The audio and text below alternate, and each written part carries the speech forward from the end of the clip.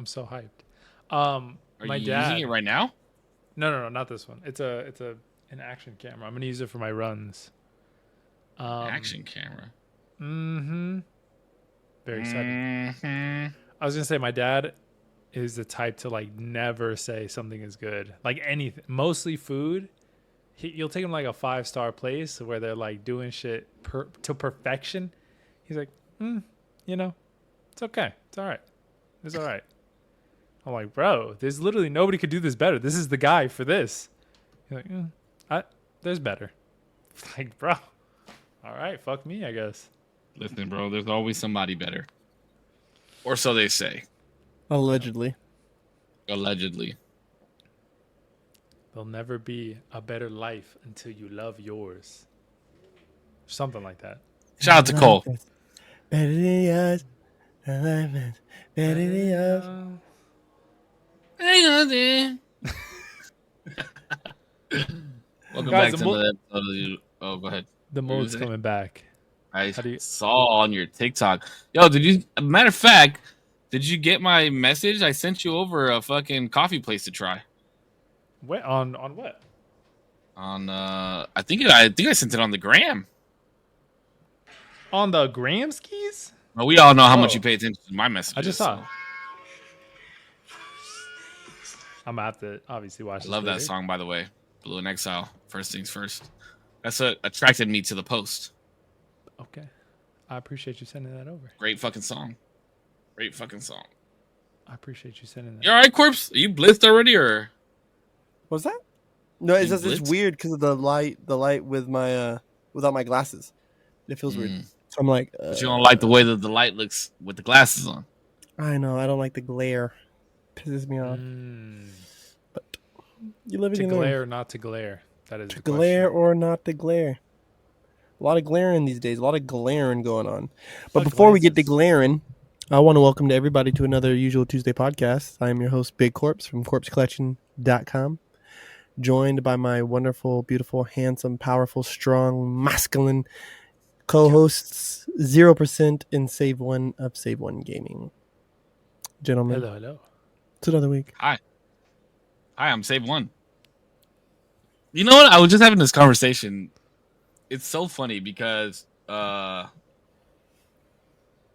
it goes back to the Sinners movie.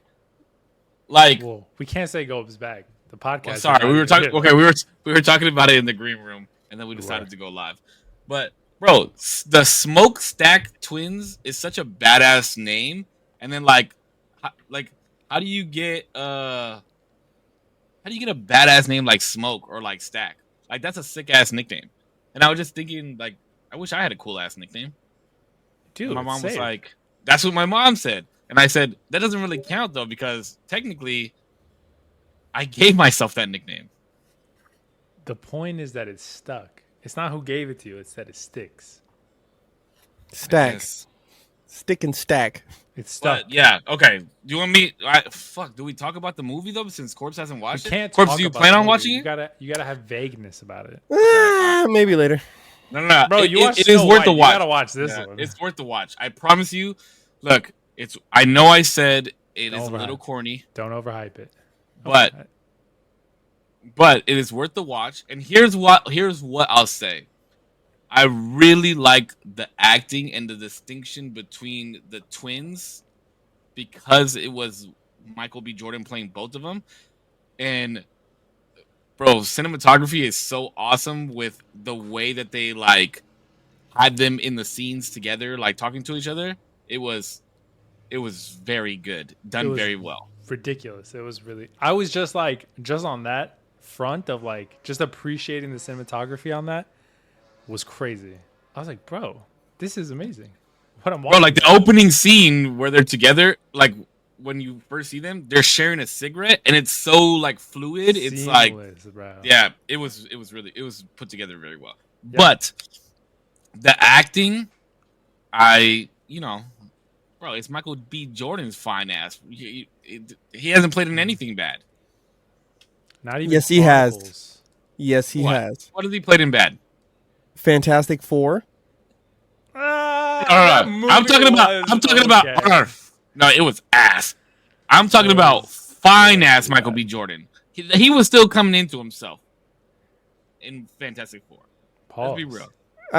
Creed no 2 pause. was alright. Michael B. Jordan Michael B. Jordan wasn't fine until like Black Panther 2. Black Panther. I didn't care for him there. I feel like. Oh, I didn't even know he was in the movie. In Black Panther 2? Yeah, I haven't seen it. I haven't seen it. He was I know Killmonger. who the fuck he is, dog, but I didn't know he came back. I thought he died. Well, he did in the movie. That's what I'm saying. And that was Black Panther 1. That was the first Black Panther. Wasn't that 2? Am I crazy? No, there's 2. No, it was not. No. It was 1. There's 2. He's in both of them. Oh, I didn't know he was in the second one, but he died in the first one. Yes, he dies in the first one. In the second one, he comes back in the ancestral realm. My bad. You're right. Damn, fucking Marvel. No. I was thinking about. I don't know why I thought there was 3 and he was in 2, and I thought 1 was something else. No. My bad. You're all right. No. Because 2 has to do with Namor as well. Namor, yes. And then what was the movie that he played like a lawyer or something like that? Badass movie too.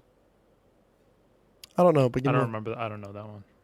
It was here. Let me see. I don't think Kelly's in here yet to give us a Kelly. All Michael B. Jordan films. I'm not typing anything sick. All Michael B. Jordan films. Sinners, good movie. Creed 3, decent movie. I won't say it was great. Without Remorse, didn't watch that one. Fahrenheit 451, good movie. Fruitvale Station, good movie. What's the movie that I'm thinking about? Got no idea. Was he a lawyer? I have no idea. He plays like a lawyer or something. It's not that one. 7. What?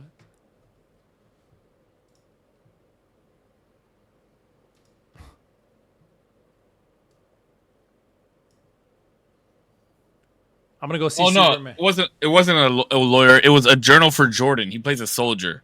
That's the one I'm thinking about. Oh, I didn't watch that one. Yeah, good movie.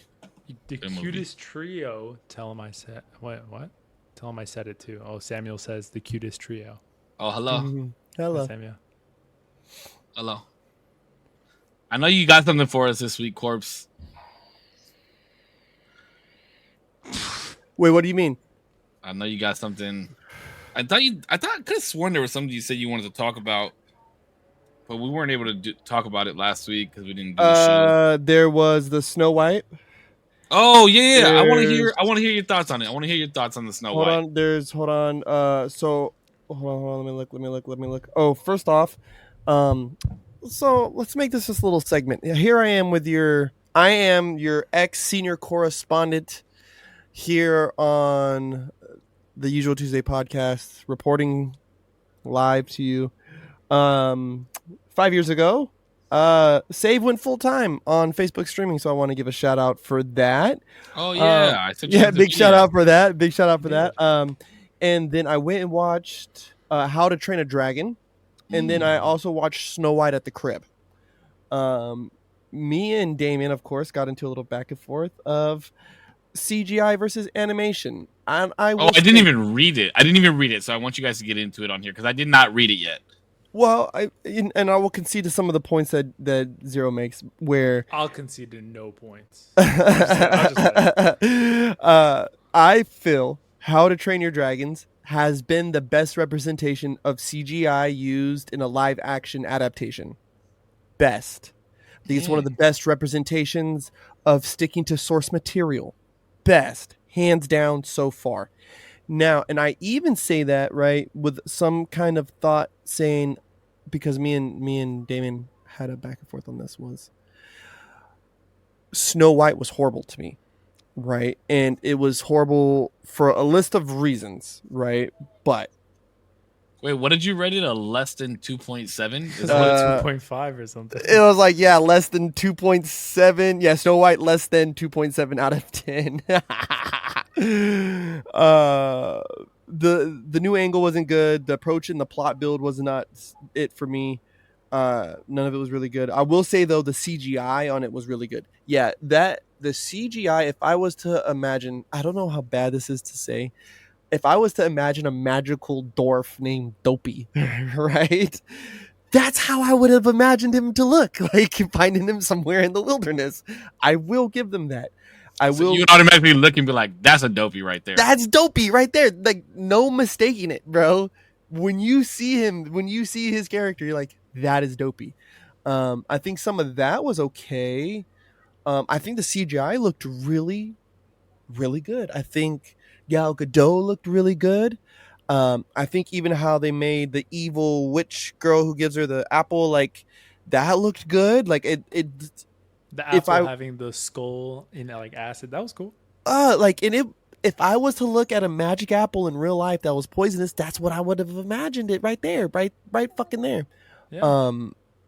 But You me got a and jit calling you. You got a jit calling you behind you. oh hi baby. I saw the door open and I was like, "Am I tripping, dog?" I thought I was tripping, bro. Yo, Corpse is in his full dad bod right now, bro. Yeah, you got it. Dad bod, that's kind of nuts. We're going to cut that out. But anywho, You couldn't hear anything. You couldn't hear anything. Yeah. okay. The anime, I just feel that, and I feel like I've said this before on the podcast, where I feel like CGI is going to be the next best thing because and this is where me and Damien got fucking tangled, is I just feel that the human expression does more for art than any other media. There's something about that will always resonate to me. Now, I will give Damien his point of animation can bring things together in a way that, even if you put the proper CGI and the proper acting, like Lion The King, Matrix. Aladdin, or like I'm talking about like CGI remakes, right? Like they Oh. like cool, but it's just a little squirrely. You know what I'm saying? Like it just doesn't feel right. Like something about it doesn't feel right. Where animation can get the feel right. Sometimes though, I feel that animation doesn't get the feel right, and the live action. It's not because of the humans. It's because the CGI isn't matching. If that makes, do you guys get my point? How I'm making that point there? This is what I'm understanding from you, okay? Because Disney movies are originally cartoons. Yes. As children, you watch them as a cartoon and you understand this is like a sing-songy, da-da-da-da-da, cool animals talking type of deal because it's a cartoon. And then when you watch it live, you're like, what the like, this doesn't feel right. Like, it's just not. Like, I even asked Peanut. I showed Peanut Hakuna Matata, the live-action version, and then I Can't Wait to Be King as a cartoon version. And I said, both of these are the same movie. Which one would you want to watch? And he said, cartoon. Yeah, okay. Showed him the same thing with Little Mermaid. Cartoon. A Lion King is always going to be a little squirrely because it's animals. That's where I will give Damien that. Lion King will never be good live action to me because it's animals, and I don't think there's enough CGI to trick me. Like it'll never trick me into believing that this fucking. They tried though. They tried with. I will say this. They tried with Lion King. It was some good ass CGI, but I'm just like.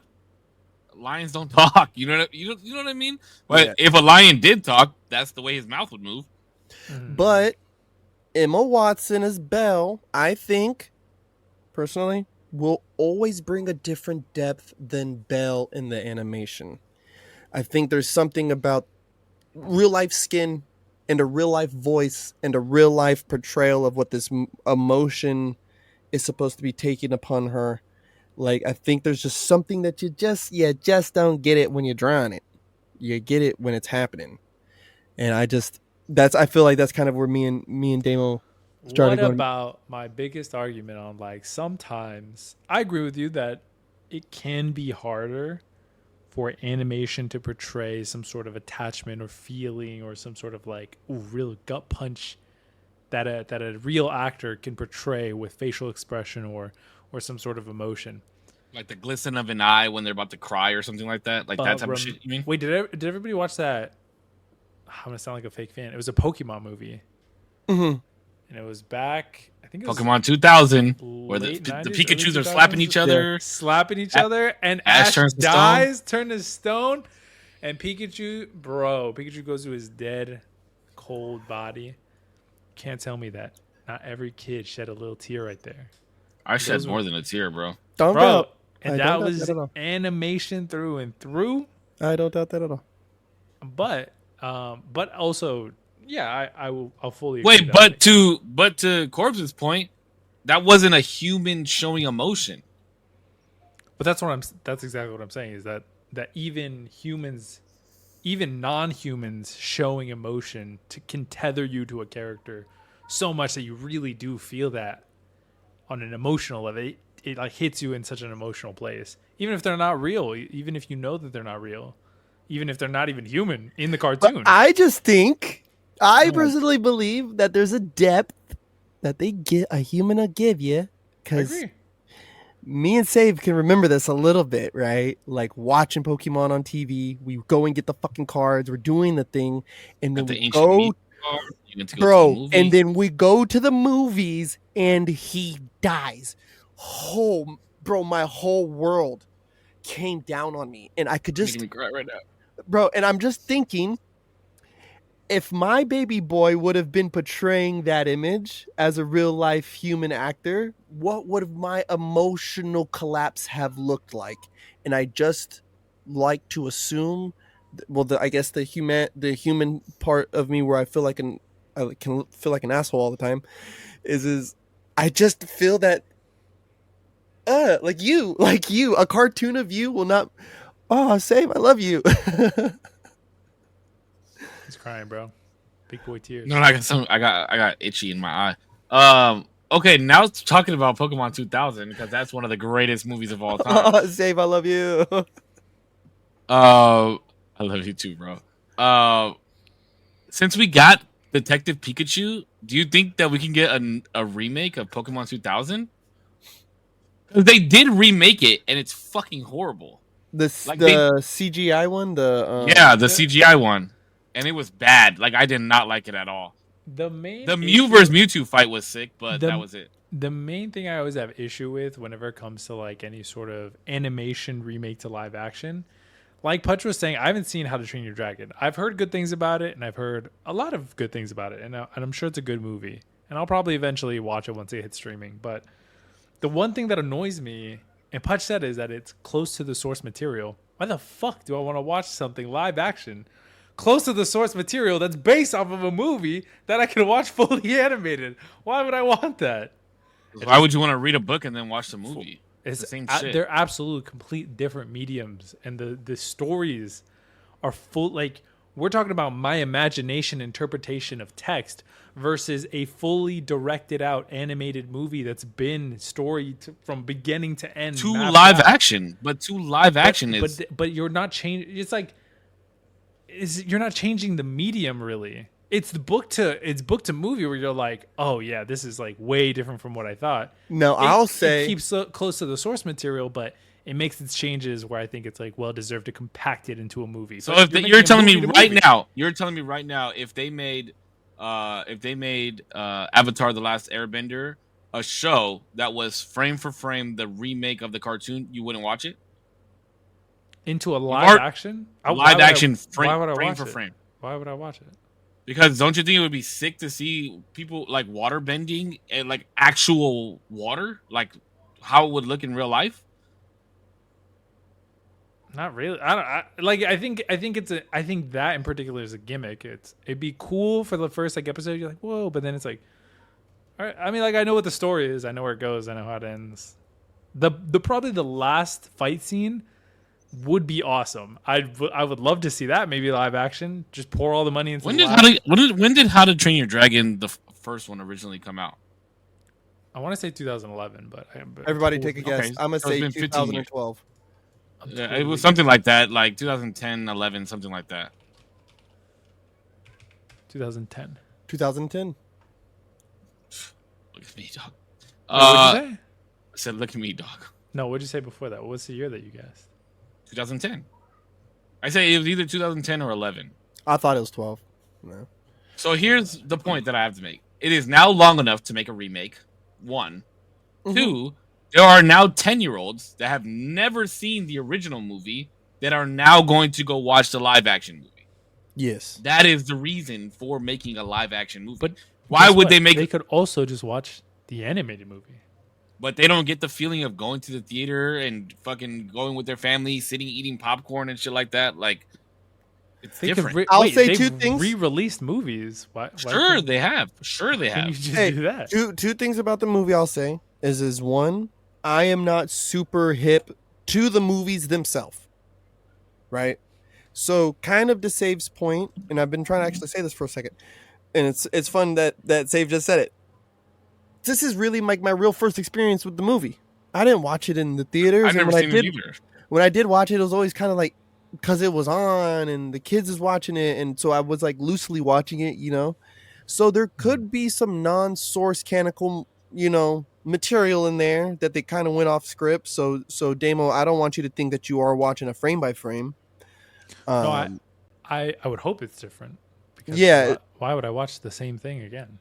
Well, because when I asked my son, I was like, "Baby, how close is that to the original one?" I was like, "It's pretty close, right?" He's like, "Yeah, it's so close. It's almost the same one." I was like, "Okay." I was like, "Huh." See, I think that's dope. I like that. I like that. And especially when they take the original source material and then do it again live action, frame by frame, and like there's like certain people that recognize, like The Last of Us, for example, right?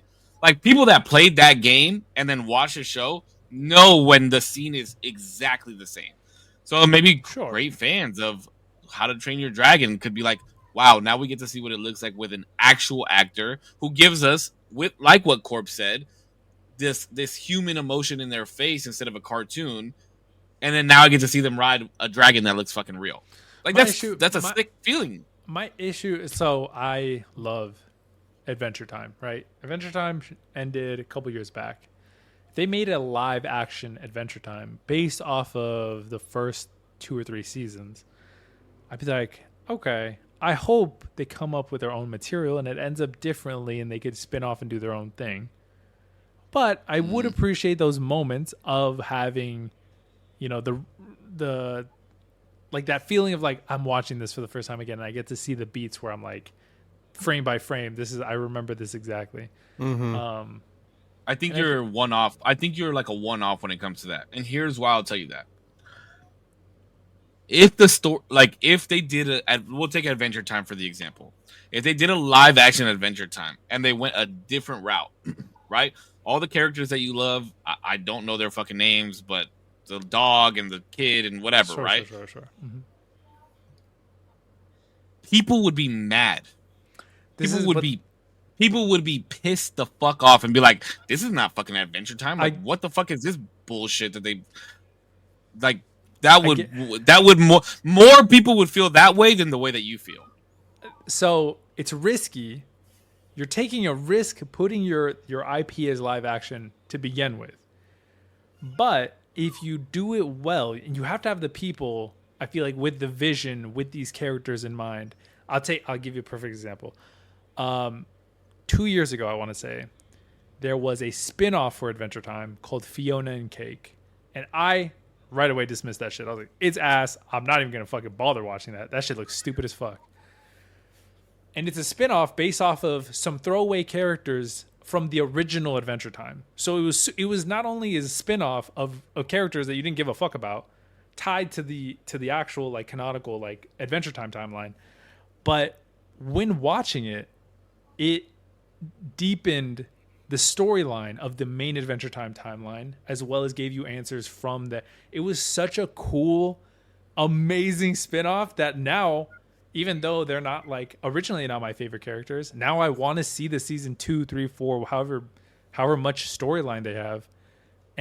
But that's what you put on the line. You put your IP on the line for a different type of story. But see what you just did there? How did you start that sentence? You said they took 2 throwaway characters that nobody gave a shit about and took the risk with that. But they had by flip side, they had a different spinoff called Distant Lands, And Distant Lands was a 4 or 5 episode. I didn't even watch it all. I think that's the one you told me to watch or some shit, or you told me to watch the last one. Remember? I think so. There's one episode in there worth watching, worth giving a fuck about, because the other 4 or 3, however many episodes there are 1 hour to 45-minute filler episodes that nobody gave a fuck about with the original cast. I didn't finish watching it. I'm a huge Adventure Time fan. I didn't hear good things about it at all. But then these throwaway characters that they actually backed storyline with ended up being the thing that like was the saving grace for that whole spin-off series, things that they were trying with these characters. And so I think it is a risk to do something different. And obviously they can fail at that stuff, even though nostalgia will bring you at the door at first. The storyline and the importance of like how that deepens in that universe, at least for Adventure Time in particular, is what matters to me a lot. But I think you have to take into consideration this, right? We have the examples in front of us. Look at the backlash that Lilo and Stitch got for not being a frame by frame, and for the canon changing. Mm-hmm. Look at the backlash that they got from it. Mulan. I think Mulan too. Mulan got buried. And then you have How to Train a Dragon, which is fucking top of the box office right now, and it's probably going to be for the next couple weeks. What I think though, like that's the difference there. At least proof is in the pudding. But Lilo and Stitch. Now I'm super shooting in the dark because I haven't seen any of these movies. From what I know about Lilo and Stitch, it seems like they, to the core, changed. Like the messaging is one thing, and then the outcome and how these characters react to that core messaging are a completely different thing. If I'm out here saying like, Ohana means family, and then I'm like, oh yeah, at the end of the movie, fuck Lilo, like I'm not even gonna take care of her anymore. Then it's like, oh, you know, like this whole movie is based around family and not. Why can't it be the opposite though? Like Ohana does mean family, and I need to make sure she's taken care of, and I can't care for her. That's the main thing of the original animated movie. But from what I understand, like I said, I haven't seen any of this, so I don't know. Spoiler, maybe not. At the end of the movie, something happens to where it betrays that very idea. Yeah, Nani gives her up for adoption or some shit. And I'd never even seen the movie, but I know all the backlash that's going on with it. Bro, what the fuck is this movie about then? This is the whole point of the movie, is that you have to have the people in your life who are family and not leave them behind and care for them and whatever. All that bullshit. But it feels like it betrays that very messaging, that very core of what that movie is. So all I'm going to say is that How to Train Your Dragons is from DreamWorks, right? I sent you guys this thing from DreamWorks earlier too about how they are the parody. Low-key, I was gonna hit on that. The parody maker of Disney, right? Yeah, make sure. And all I'm gonna say is that everyone is saying that the CGI remake of this one is really good, but Disney has had hot dog shit of fucking CGI remakes. I mean, they're like what? They're probably like, and I'm being generous, maybe like 2 out of 7 that they've tried. You get away with 2 of them. Which ones have been good though? I will personally say the Beauty and the Beast one was. Oh yeah, good. you do like that one. You do say you like. I've never seen it, so I don't know. Lion King was ass. I don't function with Aladdin, but I know there's people who function with Aladdin. Aladdin was ass. CGI can't be good on Aladdin, bro. The Will Smith shit was crazy. I don't like it personally, but that's why I'll say I will stretch. Ass. The movie was ass. That's why I say I'll stretch. I'll stretch to even go that far, but at least Jasmine, whoever that girl was that they casted for Jasmine was fine as shit. But the Pink Power Ranger, she's the Pink Power Ranger. Pink Power Ranger, yeah. Mm-hmm. She was the only one though. But you know, Becky G is way finer than Pink Power Ranger. Yellow Ranger is way finer than Pink Power Ranger. Just relax. No. I'm talking about in that Power Ranger movie specifically. Okay, we fuck with Trini. All right. Yeah. What else have they done? They've done Beauty and the Beast. They've done Lion King, which was ass. Aladdin, which was ass. Snow White, which you said was ass, which I'm not probably ever gonna watch. Wait, but CGI he said was good. The CGI was good. But we're talking about the movie itself now. Yeah, we're not just talking about CGI. I mean, I thought we were just talking about CGI. No, the movie itself. The CGI has been good, I would say. The CGI in Lion King, I would say, was good CGI. Yeah, for the most part. But now what we're talking about is the actual remakes themselves, if they were good or not. Yeah. What other remakes did they make? Is Kelly in here yet? Kelly, you in here? Wait, hold on. Beauty and the Beast, Mulan, Aladdin. Mulan was not good. Hold on, I'm just naming them. Snow White, Fuck. Aladdin, Lion King, Snow White, Mulan, Beauty and the Beast, Little Mermaid, Lilo and Stitch, and then that's it.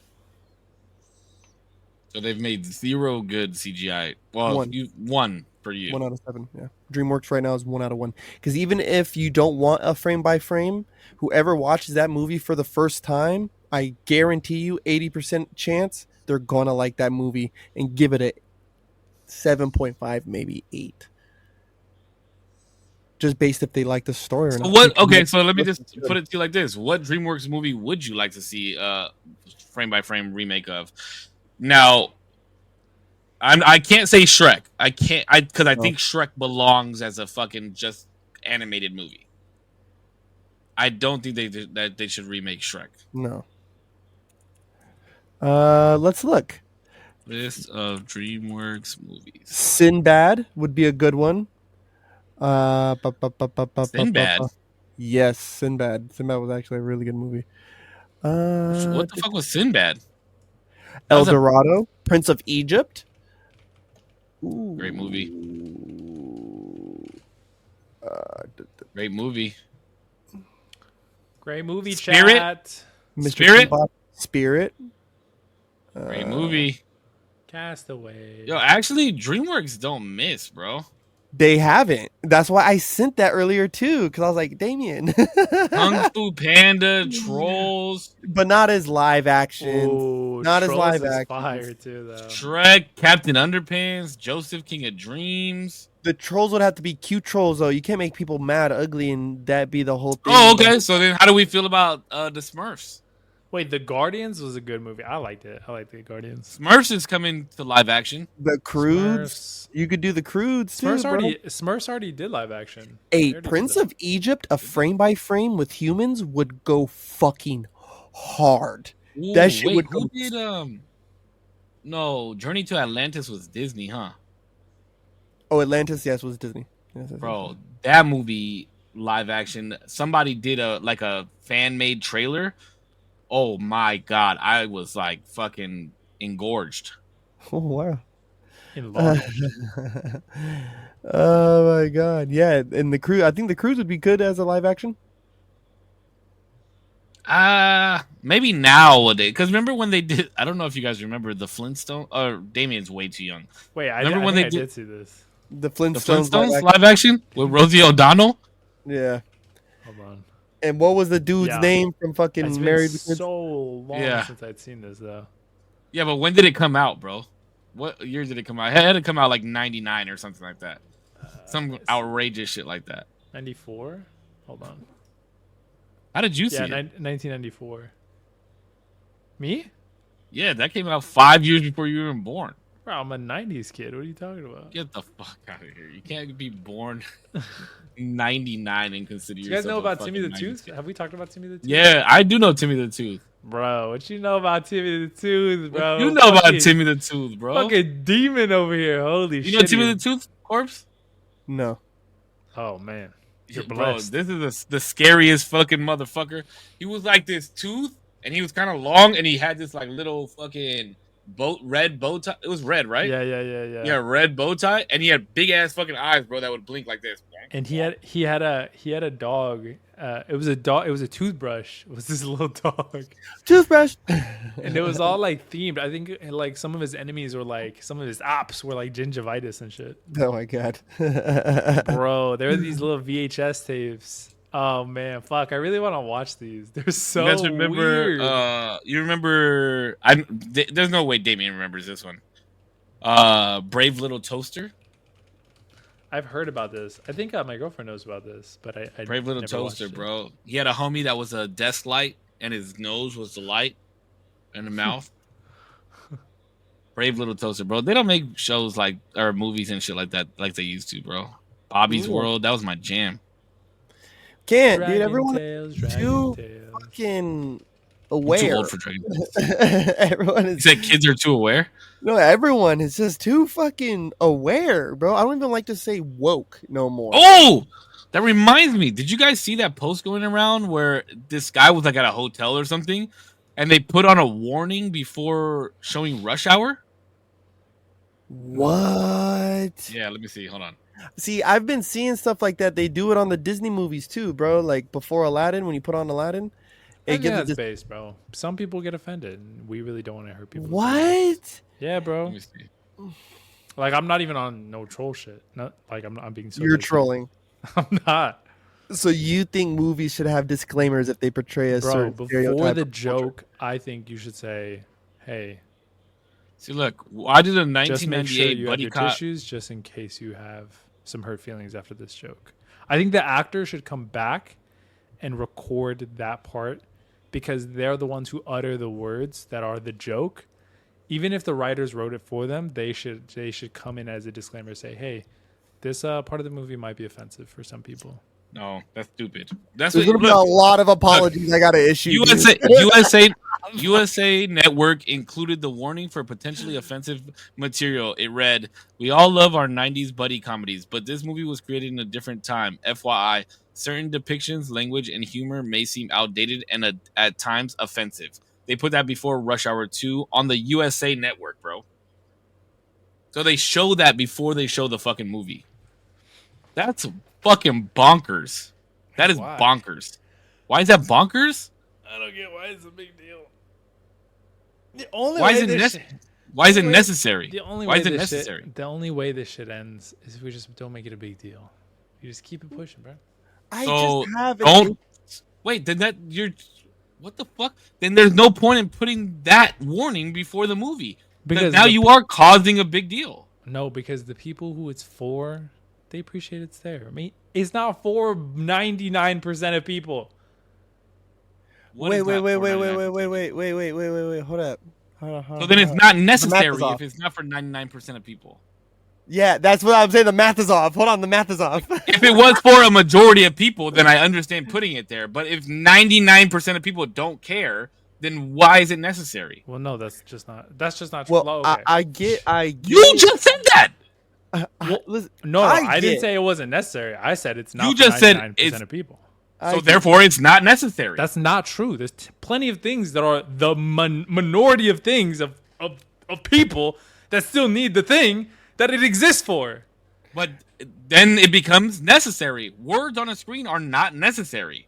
Kelly Grigg, our senior correspondent. Don't watch movies or shows if you are so sensitive. Have an understanding for the story and know it isn't targeting anyone. Exactly. My question is this. Is if you're going to put that in front of the movie, right? I get it. The sensitivity part, right? Like I get being sensitive to other people's woes. But where do we, in this whole movie, you put this little stupid thing up, but in this whole movie, where do we teach the discernment to our children that this isn't the way that we behave, right? Hey, you don't talk to people this way, right? Like, where does that come in? Wait, why? They're fucking friends. They're fucking with each other. It's okay to fuck with your friends like that. There's a couple jokes. I get it, because even then, they were risky jokes, and now, I to Damien's point and to the point of why I don't know if you're trolling now. No, deadass. To Damien's point, I understand why they're putting the things, why they put it there, because there is jokes that they make that today, in today's time, we say it all the time. In today's time, you wouldn't make a movie with that type of line of humor. It just wouldn't sit well. Tropic Thunder. Yeah, Tropic Thunder is a movie you will never be able to make again, ever again. Never. Listen, never, I think Rob Schneider. There was an interview with Rob Schneider or Jim Carrey, one of those two, and they were talking about, yes, the fuck you could, because it was done well. Mm-hmm. Like, if it was done poorly, then sure, it would get shit on 100%. Mm-hmm. But that was a good movie. Poor Robert Downey Jr. did a good job. Like, there was so much comedic value and like seriousness behind that comedic value that it can't be seen as offensive. I just don't think the production companies will take the risk. No, they won't take the risk. But what I'm saying is there is going to be somebody. There is going to be somebody that could take that risk, and that it would be done well. Yeah, whether it's as like I get your point. And I love Schneider, bro, because he's came out and really has stood up for like free speech here as of late. I hate some of his other talking points, though, I will say. But on the sole thing, that funny is fucking funny, dude. And funny is how we learn how to cope with things and bring conversations up to the light that may not have been there and may have been too tense to bring up unless via a joke.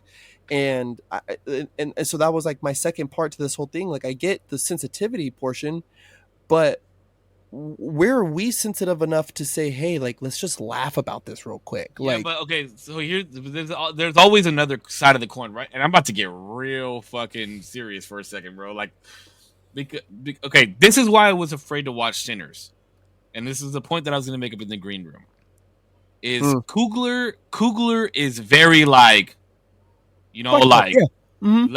let's show why we as black are beautiful and we are our own people and why we should stand up for ourselves, and that type of, like, not very woke but like very much against the man, and He especially the white accentuates man. blackness. I love it. He accentuates blackness. And I was very, very afraid to watch Sinners because of this movie, because a lot of, like, let me backtrack for a second on the comedy level and making racial type shit okay. When they did Get Out, Mm-hmm. like, Jordan Peele is very much so a comedian, but he's very much so an artist when it comes to like cinematography and things of that nature. Yeah. And Wonderful. Get Out was very much so a racial movie. Yes, it was. But so much enough of it was trolling, in my opinion, trolling to where, like, white people probably wouldn't get offended by it. You know what I mean? Like, oh, we're not trying to fucking lure black people into this state of, you know what I mean, like, unconsciousness. Hypnotize them. Yeah. But he did it to the point where it was like trolling, but there was just enough black truth behind it to where it was like artistry, right?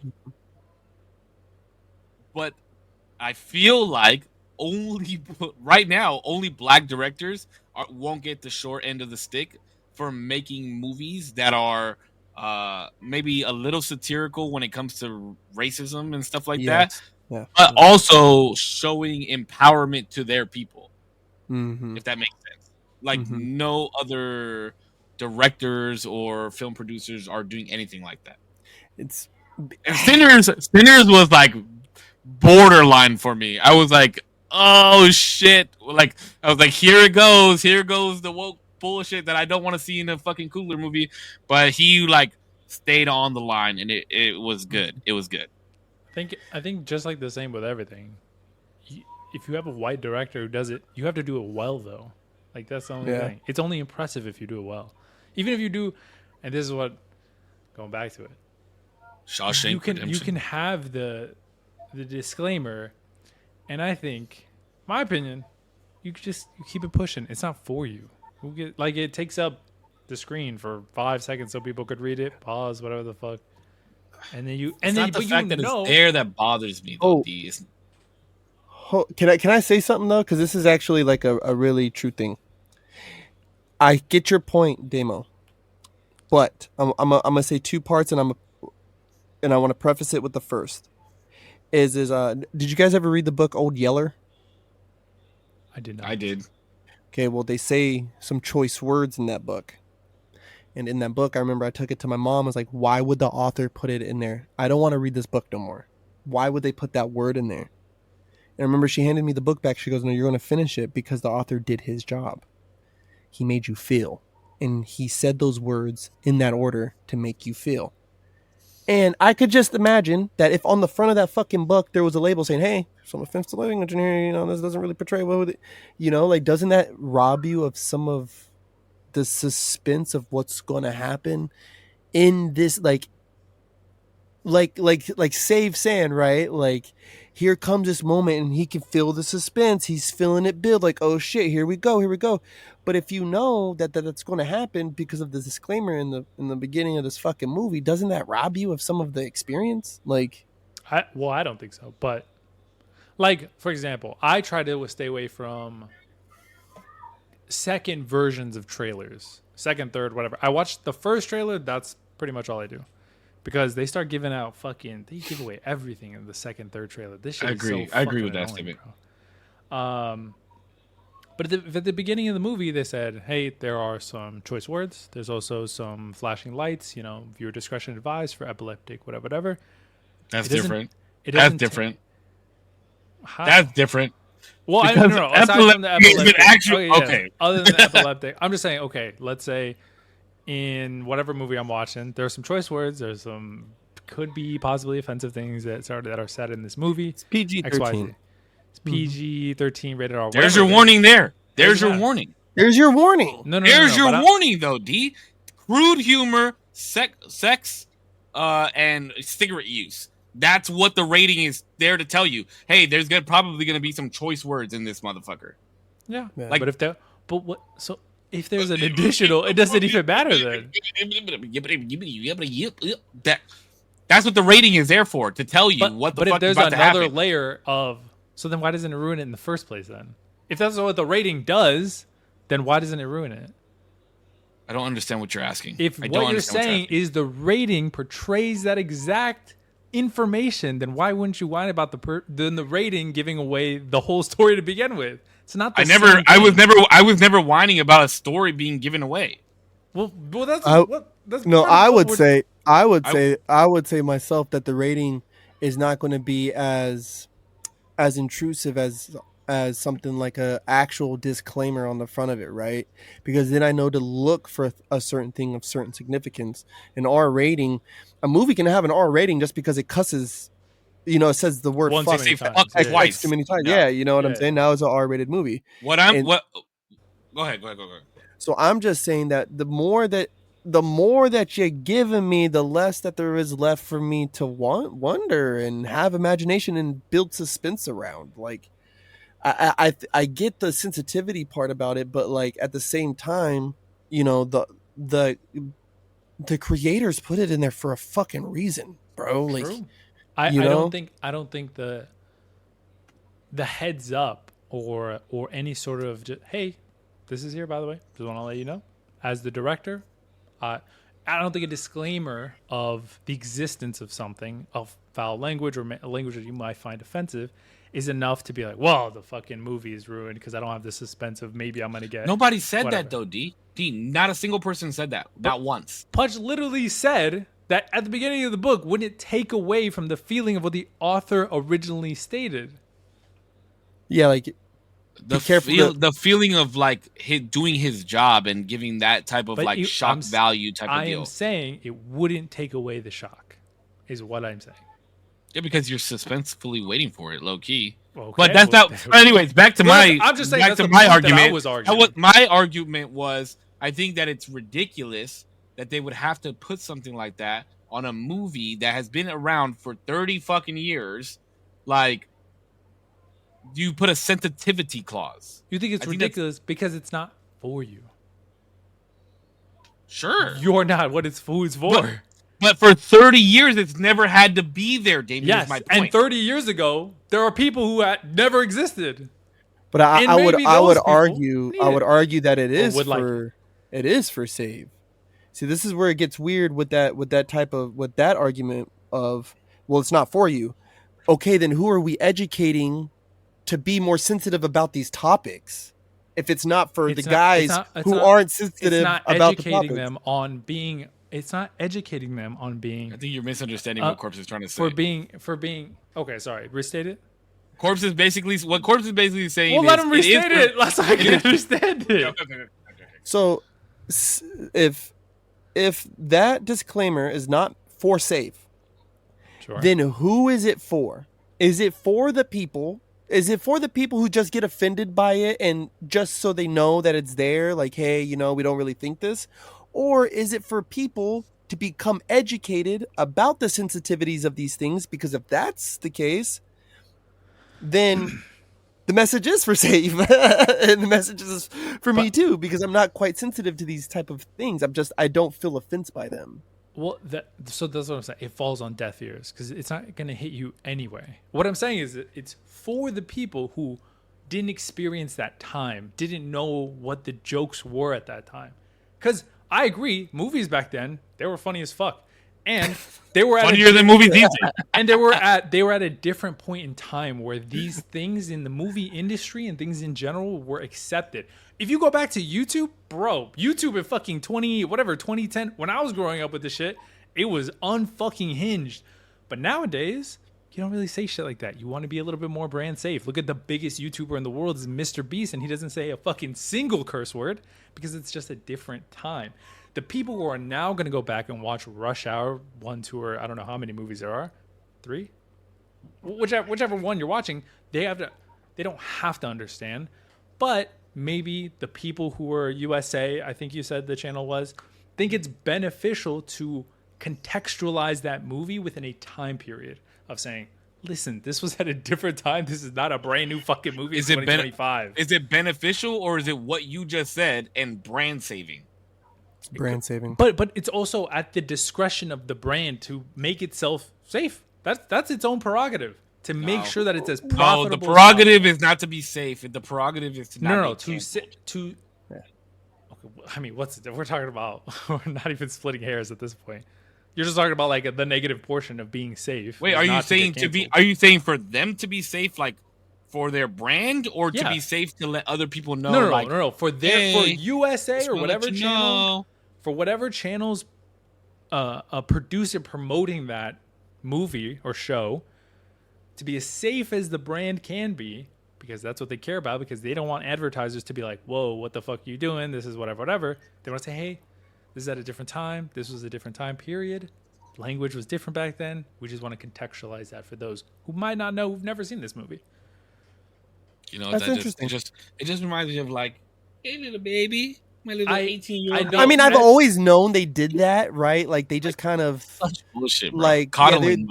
They were kite flyers, right? Like I wonder in 15 years, right? Like I was talking to a homie about this. Like in 15 years, what are we going to be advocating for, right? Like what's going to be the new hashtags? What's going to be the new fucking flags we're flying, bro? Like you see it change all the fucking time. And he did mention to me, and it kind of slipped my mind. He's like, you haven't seen nobody post nothing about Pride Month. He's like, don't nobody give a shit right now. They kind of do out here because we're about to have Pride next week, but they kind of do out here. When was Pride Month? Last month. Right, bro. I didn't see a single fucking parade on nobody's timeline. Oh yeah, we getting paraded this next weekend, bro. I'm just saying. I'm just saying. So they're moving on, people, and this was kind of to a point where like I was kind of trying to get to with you guys I think it was last week or the week before. Like people kind of are, you know what I'm saying? They're like just moving on to the next thing, moving on to the next thing, moving on to the next thing. It's always when the sensitivity shit ain't moving nowhere, bro. It's always just going to move to something different. But that's what I'm saying too, is that we could be viewing it as sensitivity when it's just the brand being like, yo, we want to make sure we're safe. We got to put this fucking disclaimer on. I'm trying to think of like a good analogy. How is that not How is that not sensitivity?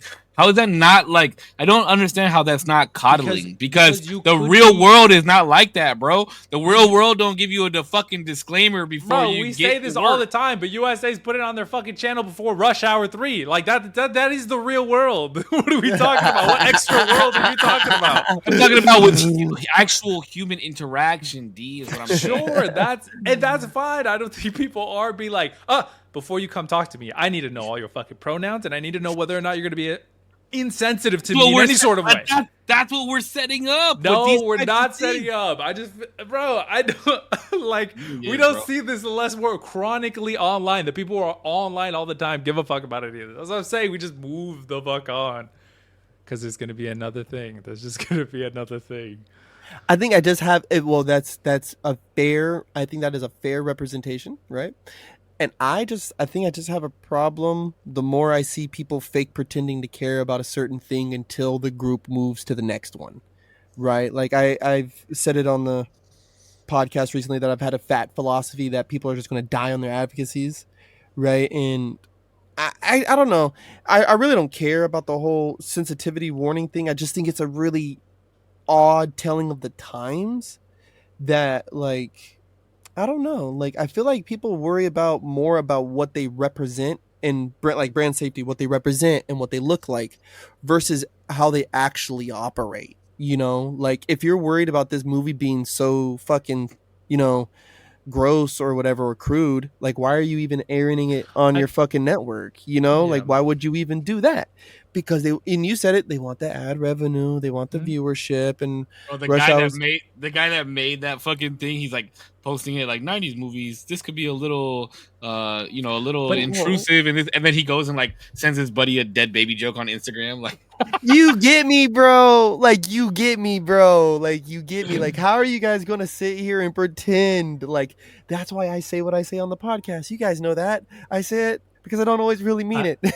I don't even think whatever channel it was, like a lot of the times when shit like that happens, I don't think it's an outcry of people being like, this was so offensive, you needed it. I really do think it's a more of a disclaimer of where it is to be like a business right now, where you're in the media eye and you want to be as brand safe as possible. So you make every precaution to be brand safe and to make sure that Pepsi and Coca-Cola don't fucking drop their ad spots.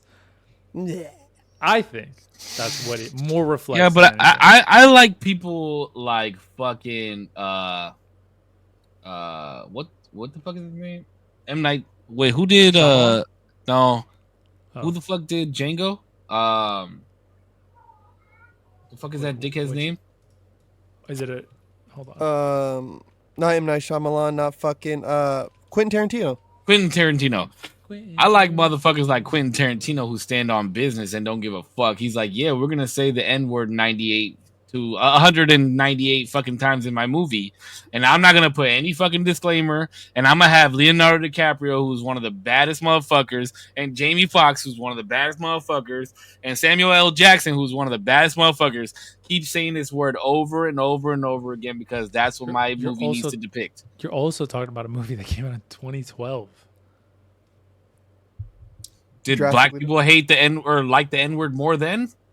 No, I'm just saying no. Or white people cared less then is what you're saying. We're talking about the state, and in my opinion, the state of being a business and it's a vulnerability to have cancellation and then real ad dollars getting taken from you because of that. So you're saying Django couldn't come out right now? I really don't know. I've never actually seen Django. Heard what? Is it Django? Django? No, it's Django. The D silent. You've never seen Django? D is silent?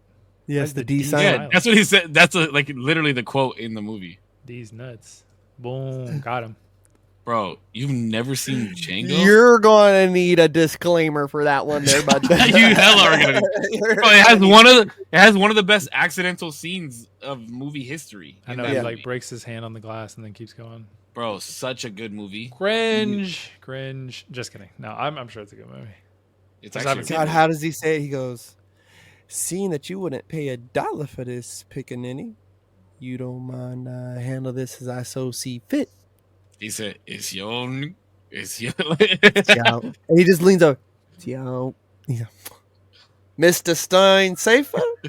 Have Bella and the bitches sitting D'Artagnan's ass on up to the head. It's like, oh, whoa, boy. And then I've probably seen that movie like 10 times. It's so fucking good. I watched that movie probably 4 times in a week, bro, one time when I was on the road. It was like on repeat on the HBO channel and I was just watching it every night. You know who's in that movie that you would never expect? Jonah Hill. I can't see a damn thing. Dude, Jonah Hill's funny. I can't say. And about if you can see, the horse can see. If you can shoot. Me and my wife stayed up all night making these damn things. 200 of these damn things. Oh, yeah. It's criticize. Well, don't ask me and mine for nothing. He turns around and rides his horse with it. That shit is so fucking good. Grateful sons of bitches. Oh, definitely a must watch. Bro, and listen, Damien, I want you to watch that movie. And it is funny, but there is truth to it, right? All funny has some truth. Yep. I agree. And I just want you to think, right? just like my senior correspondent. I love it, Kelly, when I look over and you say a bar. Just makes us to tell people not to take cinema too Just seriously. don't take it too seriously, bro, because I'm done. You're going to need a disclaimer for that movie. They have like Mandingo fighters, bro. Like it's crazy. It's bro, it's like a really beating good each other movie. to the Wait. death. Yeah, it's really good. Tell me what you're saying. I'm gonna do some research. He's about to look at what a Mandingo is. Be careful. No. You don't want to go to the wrong site now. Stay off the page Just like see the 3 or reflection on 4. my glasses. Just big eyes. Like a Well, man. no, I had heard that word before, and it was like not good. Like, and I knew what it meant, like and who they were, but I was like, whoa, like, but I always knew that word was not nice. Like, there is no leave the O and pick up an A. It's like, Bro, let me ask you guys about this. I just heard about this yesterday. I guess there was a girl on the Love Island show that everybody's watching. Yes, bro. I'm watching that show. I guess she got kicked off the show because she said the word Bro. chinky. what? Whoa, chill out, bro. Yeah, because fuck We that. just That's got never canceled on been. so Bro, many I don't give levels. a fuck, bro. If you ever smoke, how do you know you smoke? Hey, chingy, why your eyes so chinky? Because I've been smoking and drinking, bro. I was yesterday's years old when I found out why you say your eyes are chinky. I never fucking like put 2 and 2 together ever in my life. Can talk about how people see in widescreen, bro. Me Chinese, me play joke. You guys don't remember that when you were a kid?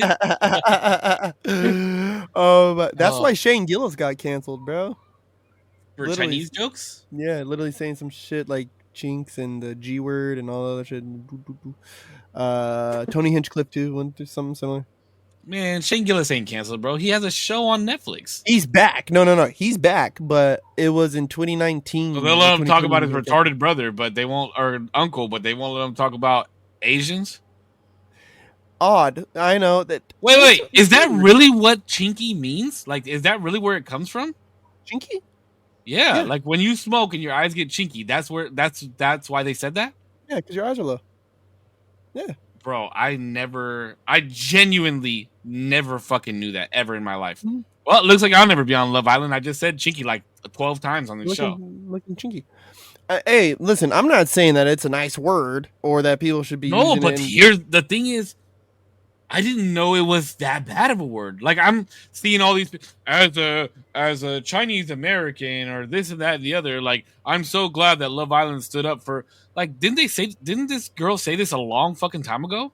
I No. think so. No, it was she- recently. Yeah, she made the comments multiple times, like 20. It was like at least 6. Was she times. addressing But- somebody that way, or Well, was she no. describing? She There was was- saying that her eyes were chinky or something along those lines. So That's that kinda was crazy. the most recent, but there were others that I hadn't been able to find all the context for, so I can't say that she hasn't said it to somebody or addressing to somebody, but she's been told multiple times like, bro, that's kind of unhinged, chill out. And she's like, But- oh, I But won't there's do it people like saying like, "Oh, I'm glad that these people are standing up to these superficial racist individuals."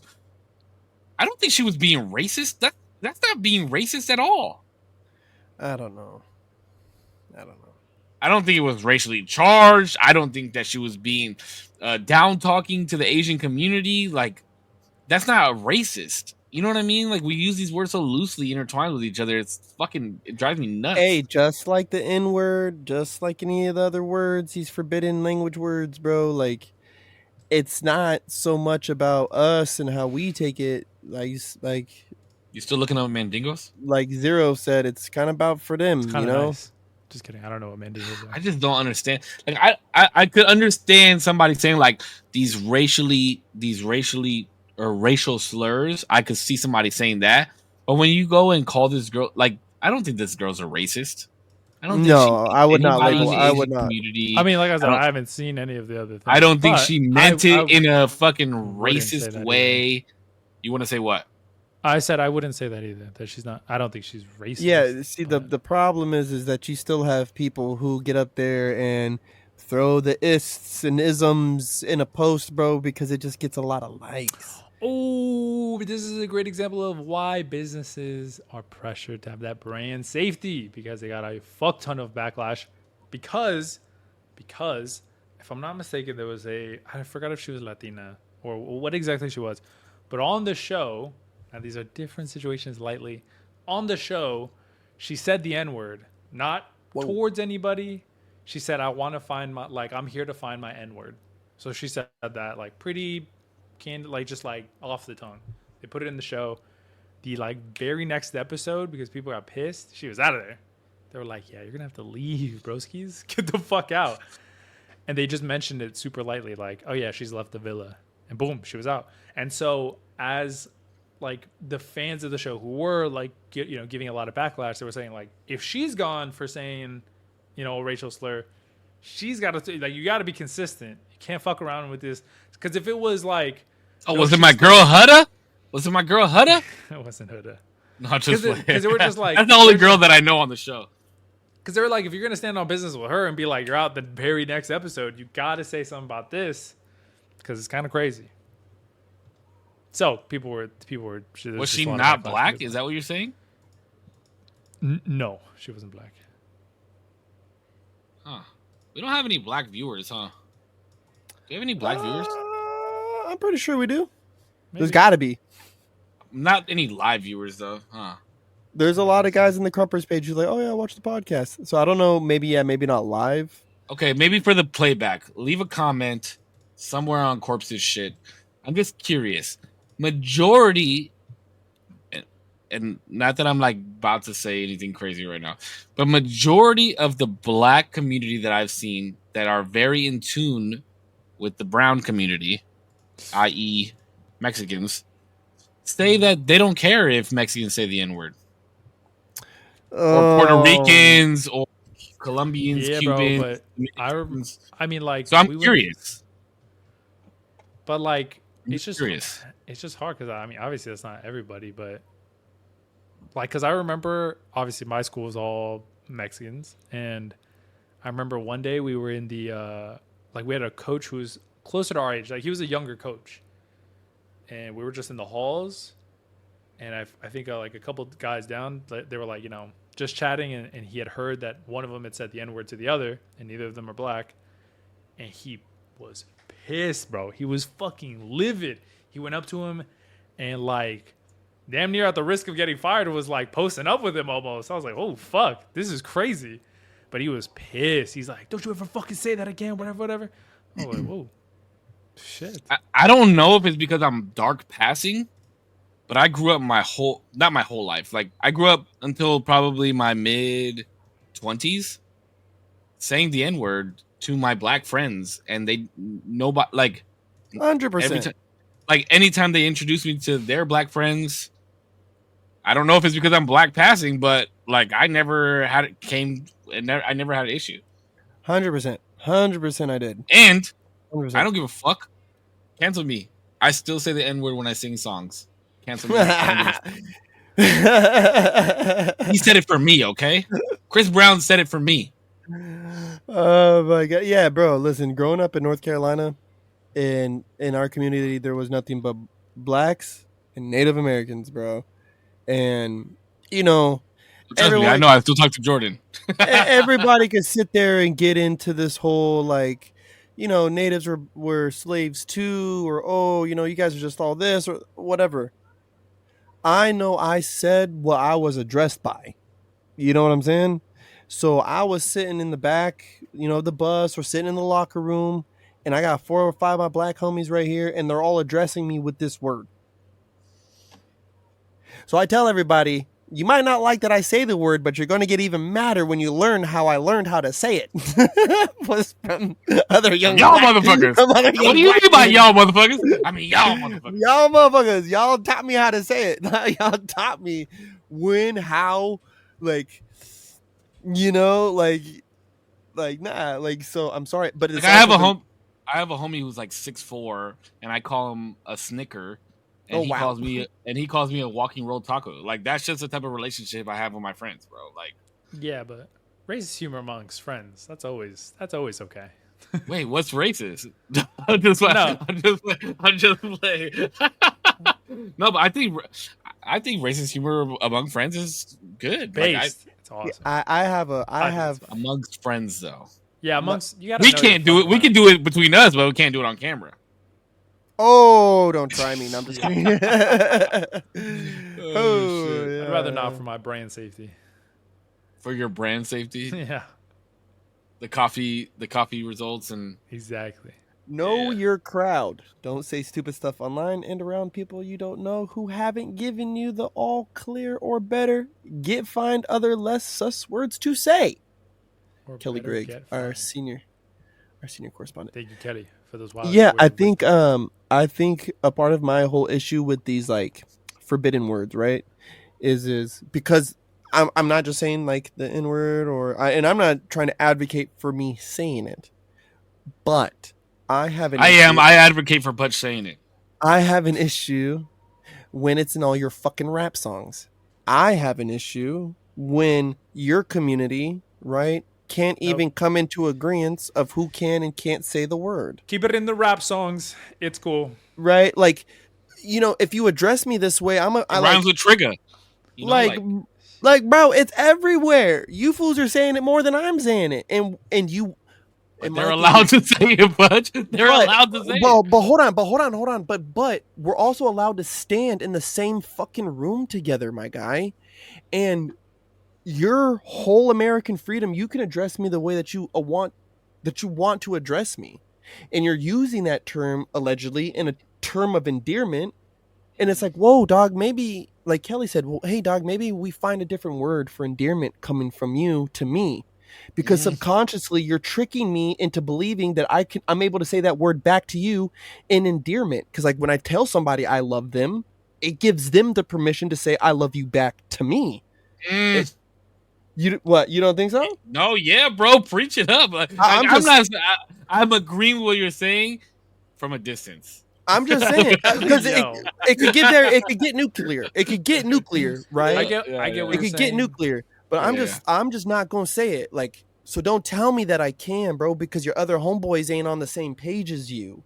So how about like maybe y'all don't say it too? Like that's just my what would make me feel safe, I guess, because the less I hear the word, the more I know not to say it. And I think that's the best way to exterminate something. If you want it exterminated, is to kill it off completely. And I don't know. That's always been my thing. But like I've told you guys before, I've made my own promises to people to not be saying that stuff. I know I do say it from time to time, and that's my bad. But it's just the community that you're in, though. You know just, what I mean? I try my best. You ever seen that interview of, I don't know who, it might be Samuel L. Jackson being interviewed by a white guy, and he was like, there's so much power like within this word and the N word, and he was like, say it. And he was like, what word are you talking about? Neighbor? Like, just say it. And then white guy's like, I'm not gonna say it. He's like, just say it. It's just a word. Just say it. Have you guys ever seen that interview? Yeah, I've seen it. That. Like, I'll help you say it. Yeah. It's so fucking good. It's so. Yeah, because then he's like, well, I don't want to say it. Not with that look in your eye either, dude. Jesus Christ! He's like, say it. Yeah. Say it. Damn. Okay, my bad. And again, I mean, I'm not an advocate for everybody. Let's say the N word. All that, on 3, 1, 2, 3. But we can try. Hey, listen, if all three of us say it right now, we could probably change the world. I don't think we can. Ready? I think we would literally change our places of employment after we get done saying it. I think we would have. Oh, tell me that wouldn't be fucking hilarious, bro. I get a fucking insane. letter from my company tomorrow. Like, we found a video of you online. Oh, shit, I said chinky so many times. Oh, fuck. Just say it again. Listen. Like I said, I genuinely didn't know that it was some. I still don't think that it's. But that's just me, I guess, right? Yeah. Again, anybody who listens today or on the playback, Dave is not racist. This is not even brand visibility or safety. This is truly, we are growing up in times now, right, where everybody is trying to be more conscious and a little bit more sensitive and understanding to other people's plights, right? Not everyone, but there's at least 3 gentlemen here, right? And we say these things, don't always mean them, right? In the way in which you may take it. Sometimes we do, but it's all just for good entertainment, purposes, yeah. all good entertainment purposes, and nothing is ever meant out of malice. Again, the word chinky, I never knew was fucked up. I just thought that was a short way to say something. My bad. I didn't even think. I just thought it was just a made up word for your eyes being low. I never put two and two together. Now I feel like an idiot because I never put two and two together. Yeah, I didn't think that was like a bad. I thought that, like calling a Japanese person a Jap, I guess is like fucked up. I guess it's fucked up. Why? That's like people saying that calling somebody a Jew is fucked up.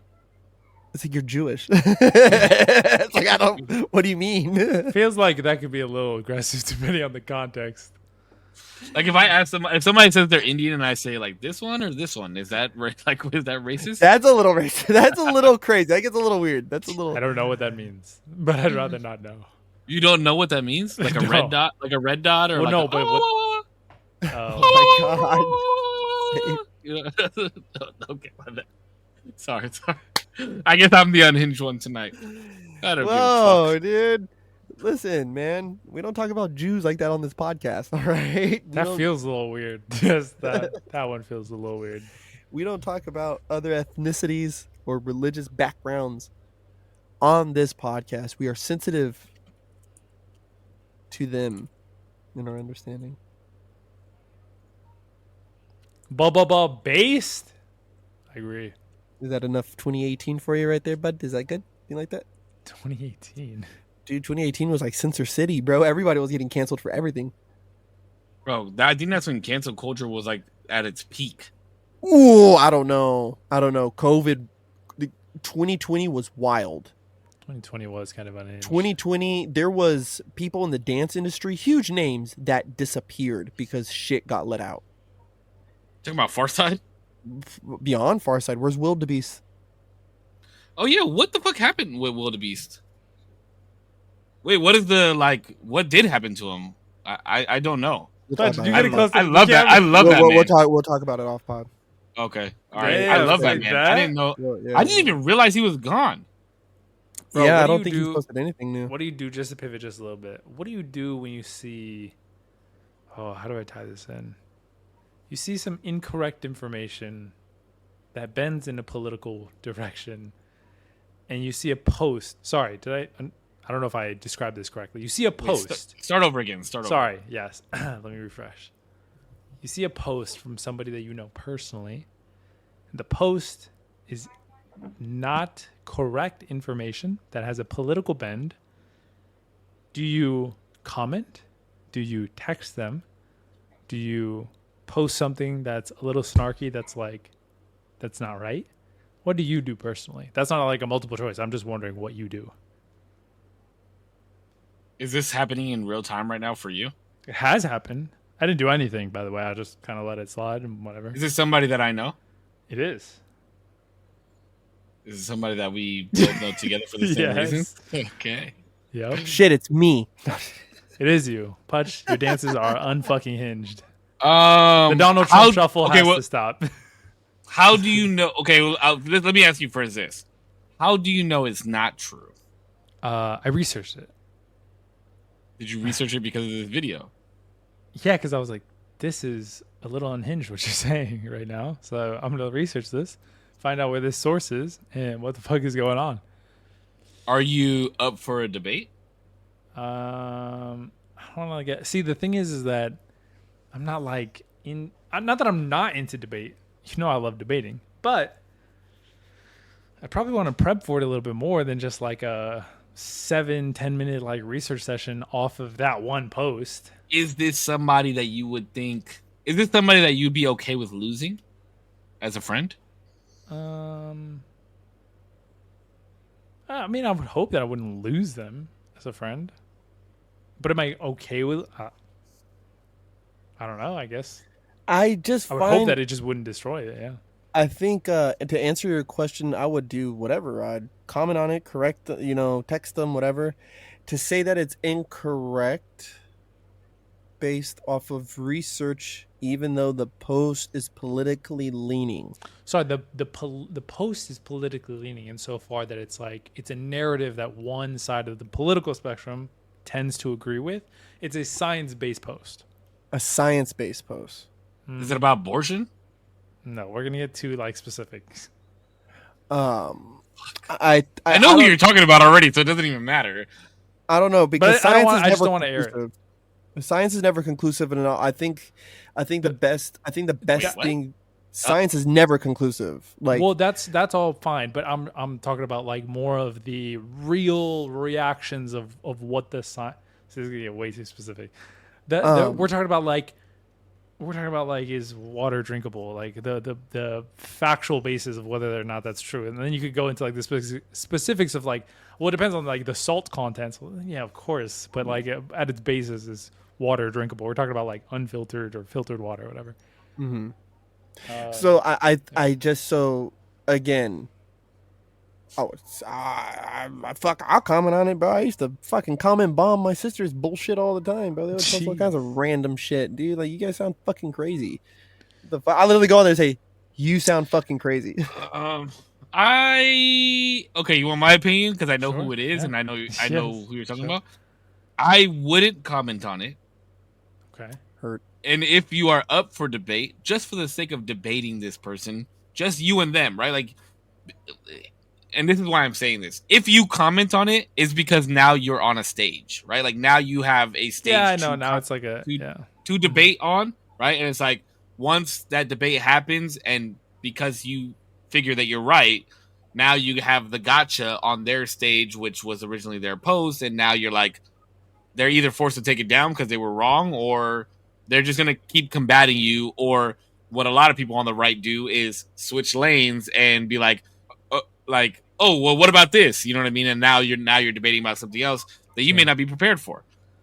Yeah, that's what I'm saying. I would just walk up to that person if you are in the mood to debate and maybe do want to change their mind about something. This person is not going to change their mind about everything, but if maybe you want to like just get a little, you know, ching ching, little scrimmage going on, sure, then I would do it. I would do it in person. Okay, I would do it. Yeah, I don't. But this person is also trying to gain viewership and followership right now, so you don't know how much maybe they believe of what they said. Maybe it was just a hot topic. I mean, maybe. Yeah, because I think a lot of people. I mean, as we all know, it's easy to be bold or have a certain idea about something, but then when you start fleshing it out, you start seeing where there's the gray areas and things can kind of, you know, hey, I can kind of see how you got there. I can see how you got this. I can see blah, blah, blah, blah, blah, blah, blah, blah, blah. And so, yeah, the commenting under posts, I generally troll. I'm not getting into fact dropping sessions. I'm not getting into the Google search wars, right? Like, but part of me is like, I'm commenting because I'm questioning the legitimacy of the post, and so that like it could be a troll, but it's also like you're also like wrong. This is wrong. You're wrong, but this post is wrong. It makes me interested. So I want to know. I don't even know if I can get the post anymore. Honestly, you deleted them. I think they deleted the post. Well, maybe they deleted the post because they realized they were wrong. Maybe, yeah. So this kind of goes into something that I want to talk about, because over the weekend on Saturday I went to a soccer game with my cousin, who is my least favorite person to debate. Damn. And here is why. And you guys know me. I will debate my ass off. But I'm open to having my mind changed if we're debating. Like, if you say something that makes sense, I'm like, okay, all right, you make sense. Like, I agree with what you're saying. My cousin, on the other hand, does not. He will say the most fucking outrageous shit only because he believes it in his mind, and he will do anything and everything to twist your words and make you believe that you're a fucking idiot. And add alcohol. You do that a little bit. No, not as bad as he does. Not as bad as he does. Sure. It's horrible, bro. And he won't change it. Like, he will not change his mind, no matter how many points you bring up. That's the worst part about it. Add alcohol to the mix, it gets even worse. Oh yeah, worse. So here was the debate. Paul McCartney is more legendary than Michael Jackson. That was the debate. No. So I said the crazy. same thing that Korpsx just said. Fuck no. Paul McCartney is not more legendary. Who is Paul Then- McCartney? Exactly the fucking But no, well you're younger. Exactly the You're fucking younger. point. But I know who Michael Jackson is. But Still close Legend. to you. if I was to say the Beatles are more legendary than Michael Jackson, what would you say? That's debatable. I would agree that the Beatles are more legendary than Michael Jackson. Me personally, Oh, I feel like it's don't debatable. know. more but- records sold, more singles, most number ones of all time. Who, the And- Beatles? Yes, Has more than Jack. more number ones than Michael Jackson. I'm almost positive. Kelly, can you look that up for me? Wait. I know for a fact the Beatles have more. Don't worry, records Kelly. sold than I Michael got you, Jackson. Kelly. I know for a fact that is true. But Oh, man. Paul McCartney Wait, was number a one? member of the Beatles who then Yes. went solo. Since you didn't know that, Damien. But so I told my cousin, well, he said, well, Paul McCartney was part of the Beatles. That automatically makes him more legendary. And I That said, is true. no. No, it 20, what- 20 number one singles for the Beatles to 13 for Michael Jackson. See, the Beatles as a whole are more legendary Wait, than does that Michael mean Jackson. Drake Yes, is more legendary than the Beatles? he might be. Because he has the most number ones of all time. I think he has like 31, 38, something like that. No, I don't. I'm not. But taking I don't that. think that Drake is on a legendary. Oh wait, pedestal I'm yet. tripping. Hold on, unless this is wrong. It's 13, so same as Michael Jackson. Oh, same as Michael Jackson. I don't think Drake has been able to make it to a legendary standpoint yet, because both the Beatles and Michael Jackson both had 50-year anniversaries. Drake's not there yet. Why you making that face, Corpse? Well, anyways, the argument was because Paul McCartney was part of the Beatles, he's more legendary. No. I said no. No. The Beatles are more legendary. Yes. Paul McCartney as a solo artist, no. You can't bring in the Beatles, because then that means I have to bring in the Jackson 5 too. Well, then if I that's bring what in- I'm saying. That's what I'm Yeah, saying. and then if I bring in the Jackson 5 and Michael Jackson and the Beatles and Paul McCartney, they have the same amount of records sold. Same amount. I would still say in that 1-2 punch combo, if you're going to go team on team, I would still take the Jackson 5. That's crazy. I would take Jackson 5 and Michael Jackson just because of the one-on-one matchup of Paul McCartney versus Michael Jackson. Yeah, but it's not. There's not an equivalent amount of time. Who would you have thought did better, the Jackson 5s versus Paul McCartney? Paul McCartney. Really? They have the same amount of records sold. But then that adds another case, right? Michael Jackson as a solo artist had 500 million sold, which was equivalent to the Beatles. Or I'm sorry, the Beatles had, I think, 600 million sold. But as a solo artist, he only sold 100 million less in the same amount of time. I don't know that, but like I said, Paul McCartney versus Michael Jackson, I'm taking Mike Jack. If he would have said the Beatles, versus Michael Jackson, the Beatles are more legendary. More famous, I would say more people know who Michael Jackson is than Paul McCartney. That's what I'm saying. Legendary, bro. Like famous, legendary Michael Jackson did the fucking Super Bowl, bro. The Beatles never did the Super Bowl. That's what I'm saying. But does the Super Bowl like attest to your fame? Because Bruno Look at Mars the did Super crowd. Bowl. Look at Justin the Timberlake did the look at Super the Bowl. crowd. Wait, Katy Bruno- Perry did the Super Bowl. Bruno Mars is. Wait, Katy Perry. These are legends as well. They're not like legends. Katy Perry is a legend. What's the last song she put out? Katy Perry is sick. Bro, the way that she had a James moment. Brown, James Brown passed the torch to Mike, and it's just like, it's Mike, bro. No, I know. That's why he wanted to debate me, because I'm a Michael Jackson fan. The moonwalk. What did those dorks from the Beatles all had goddamn bowl cuts, bro? And good day, and it's fucking Tuesday. Fuck Yeah, them. but we can't act like 2012 wasn't absolutely bowled out. Everybody had a bowl cut in 2012. Yeah, Don't but act the like Beatles it. weren't hot in 2012. I know, but I'm not. I'm Wait, saying I didn't have a bowl cut in that 2012. I I have a bowl am cut either. saying that the bowl cut is not lame purely because the Beatles had it. The hell of people had the bowl cut. What about the legendary Coconut Head from Ned's Declassified School Survival Guide? No. You're All showing right. your age, bro. What are you talking about, bro? You're I like still got 73. Michael Jackson over the Beatles. I don't know. He changed the culture, pop culture. That's what I said. But so did the Beatles. Where? Wait, what? Absolutely. Absolutely. Everywhere. They What definitely group? Beatles- What group are we talking about today? We're like, damn, they're the next fucking Beatles. What? There's But definitely every been great comparisons performer, like we're that. like, yo, they're the But they're next Michael Jackson. but for that sake, how many different groups are playing their own instruments the way that the Beatles were playing their instruments? Name me a group that's similar to them. Revolution, even though they're reggae. That's old. They're old though. Revolution is old. Tell me a group upcoming right now that you could be like, oh, that's the next Beatles. None. Because they did it. That's them. That's how legendary they are. There's nobody that could be the next Beatles. I mean, there was like Fleetwood Mac, and then you had like all these groups. Fleetwood like, Mac in the same category as the Beatles. No, but they were a group that were playing. They were an actual band. You know what I mean? Like Like, say Hootie and the Blowfish. I will give you that. Beatles did the band thing, I think, better on a wider scale of audience than anybody else. I will give you that. I just think that Michael Jackson did something to culture that that just won't ever fucking go back. Yeah, but would you not agree?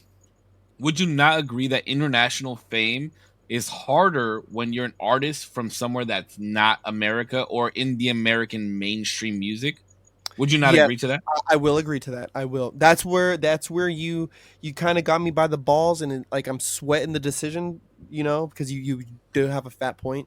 Yeah, they're just more legendary. That's the only thing is they're more legendary. The only difference is they came up in different times. That's when the did only their difference. music come out in the 70s? Mm-hmm.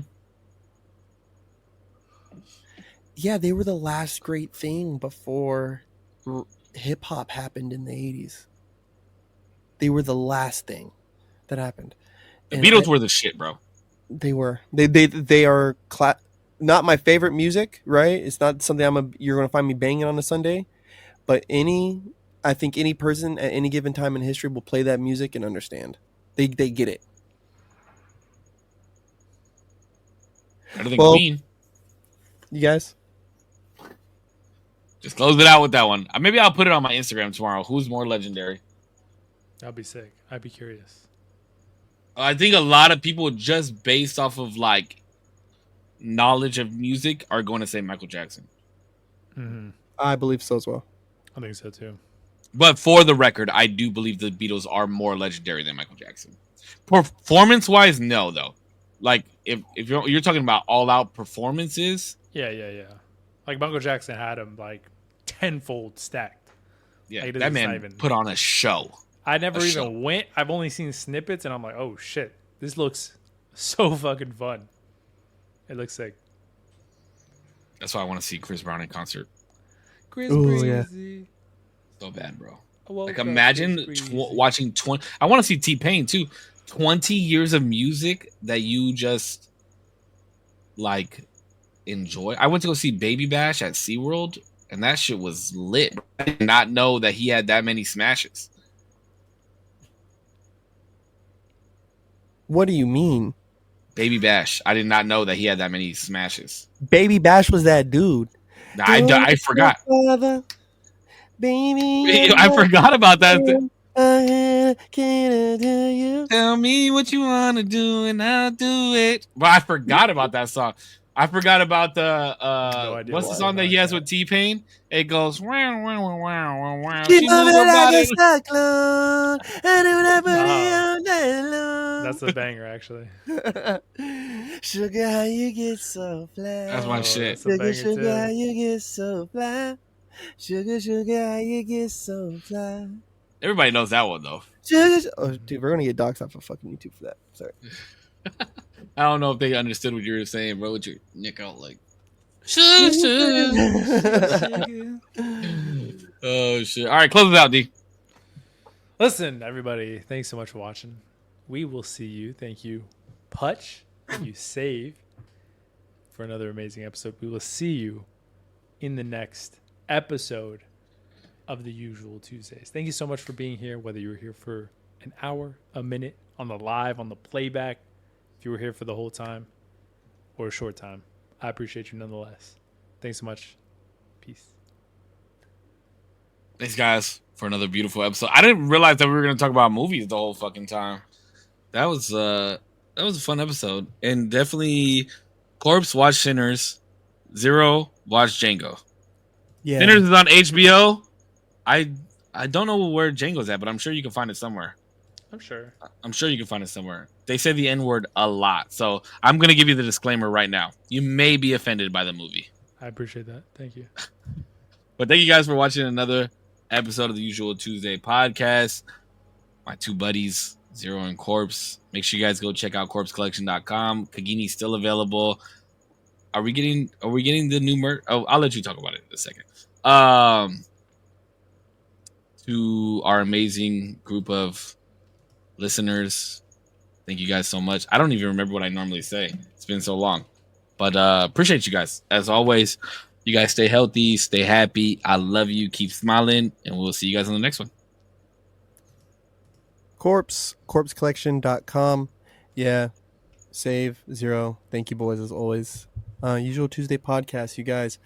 Yeah, Save touched on it, but I do have some new designs coming out that I'm going to do for a very limited run for the adults. But then I will have it permanently as a child's option. Yeah, it's the first design that I had created specifically for the kids. Yeah, there's going to be more backstory to that later when I finally get them all set up. I finally closed out my deal with my graphic designer today, so those actually came through in my emails. So I got to do that next after this. I usually end the podcast, though, so korpscollection.com, make sure you go grab that.